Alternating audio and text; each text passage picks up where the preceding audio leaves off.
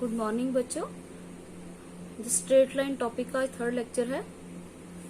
तो इसमें हम equation of straight line find करेंगे। पिछले लेक्चर में आपने पैरेलल एंड परपेंडिकुलर लाइंस की कंडीशन देखी थी। क्या होती है? Two lines are parallel if their slope is equal and perpendicular if product of their slopes is equal to -1। ये चीज इसमें यूज होगी। तो equation of straight line find करने का फर्स्ट मेथड है, इसको हम बोलते हैं one point form. One point form means जिसमें एक पॉइंट दिया होता है। तो find the equation of straight line passing through point है x1 y1 and having slope m। एक पॉइंट दिया हुआ है और स्लोप दी हुई है। तो इक्वेशन ऑफ स्ट्रेट लाइन हमारी क्या होती है? y minus y1 equal to m into x minus x1। इसमें हमने x1 y1 और m की वैल्यू पुट कर देनी है और इसको सॉल्व कर देना है। ये हमारी इक्वेशन ऑफ स्ट्रेट लाइन आ जाएगी। सेकंड मेथड है टू पॉइंट फॉर्म, जिसमें दो पॉइंट दिए होते हैं। तो find the equation of straight line passing through x1 y1 and x2 y2। दो पॉइंट से अगर पास कर रही है तो इसकी इक्वेशन क्या आ जाएगी? y minus y1 equal to y2 minus y1 upon x2 minus x1 into x minus x1। जहां पे m था वहां पे ये वाली टर्म आ गई। ये आपने पिछले लेक्चर में देखा था कि स्लोप का फॉर्मूला होता है।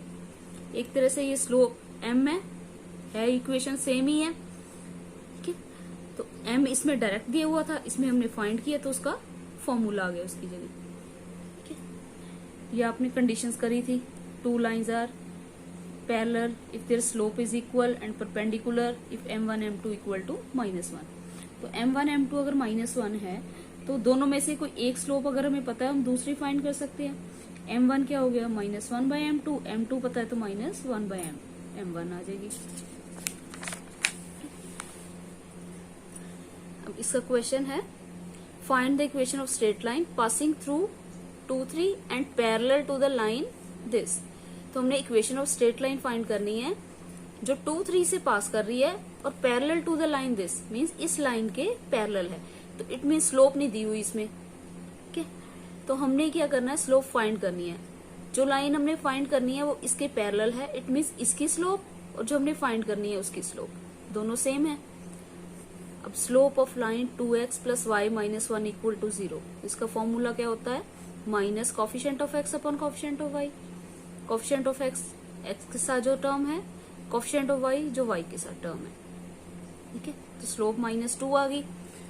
पॉइंट गिवन है तो इक्वेशन ऑफ स्ट्रेट लाइन क्या होती है? y minus y1 equal to m into x minus x1। x1 y1 और m की वैल्यू पुट कर दी। x1 y1 क्या है? ये x1 है, ये y1 है जो में गिवन पॉइंट है। -2 से मल्टीप्लाई कर दिया तो ये हमारी इक्वेशन ऑफ स्ट्रेट लाइन आ गई।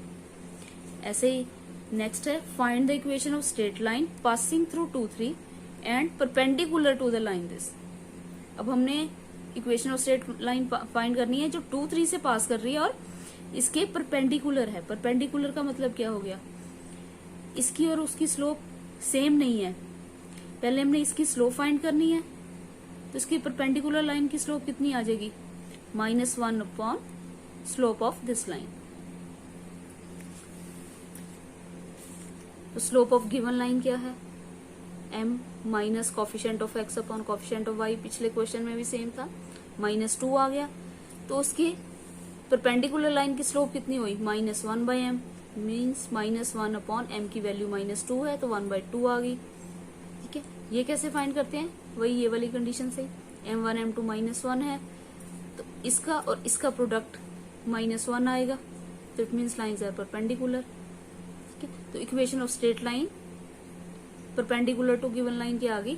फिर से y minus y1 m into x minus x1। ये वैल्यूज पुट कर दी, 2 इधर क्रॉस मल्टीप्लाई कर दिया। ठीक है, तो ये हमारी इक्वेशन आ गई। नेक्स्ट है find the equation of straight line passing through दो पॉइंट्स दिए हुए हैं, दो पॉइंट से पास कर रही है। तो अगर 2 पॉइंट फॉर्म हो गई है, 2 पॉइंट से पास कर रही है तो y minus y1 y2 minus y1 x2 minus x1 into x minus x1। ये हमारा x1 है, ये y1 है, ये x2 है, ये y2 है। यहां से वैल्यूज देख के इसमें पुट कर दो। ठीक है, ये वैल्यूज पुट कर दी। 2/1, 2 इसको मल्टीप्लाई कर दिया अंदर, तो ये हमारी इक्वेशन ऑफ स्ट्रेट लाइन आ गई। नेक्स्ट है find the equation of straight line passing through the point of intersection of this and this. इन दोनों का जो पॉइंट ऑफ इंटरसेक्शन है वहां से पास कर रही है एंड पैरेलल टू दिस, इस लाइन के पैरेलल है। अब पहले पॉइंट गिवन होता था, अब उसने बोल दिया कि इन दोनों का जो पॉइंट ऑफ इंटरसेक्शन है, इंटरसेक्शन मीन्स जहां पे दोनों लाइंस क्रॉस हो रही हैं, वो पॉइंट क्या है, पॉइंट ऑफ इंटरसेक्शन है। वो पॉइंट हमने पासिंग पॉइंट लेना है और पैरेलल टू दिस, तो इसकी जो स्लोप आएगी वो हमारी जो हमने लाइन फाइंड करनी है उसकी स्लोप सेम होगी। अब इन दोनों का पॉइंट ऑफ इंटरसेक्शन क्या होता है, जो हम एक्स और वाई सॉल्व करके एक्स वाई की वैल्यू निकालते हैं वही पॉइंट ऑफ इंटरसेक्शन होता है। वो कैसे फाइंड करते हैं, चाहे एक्स के कोफिशिएंट इक्वल कर लो चाहे वाई के।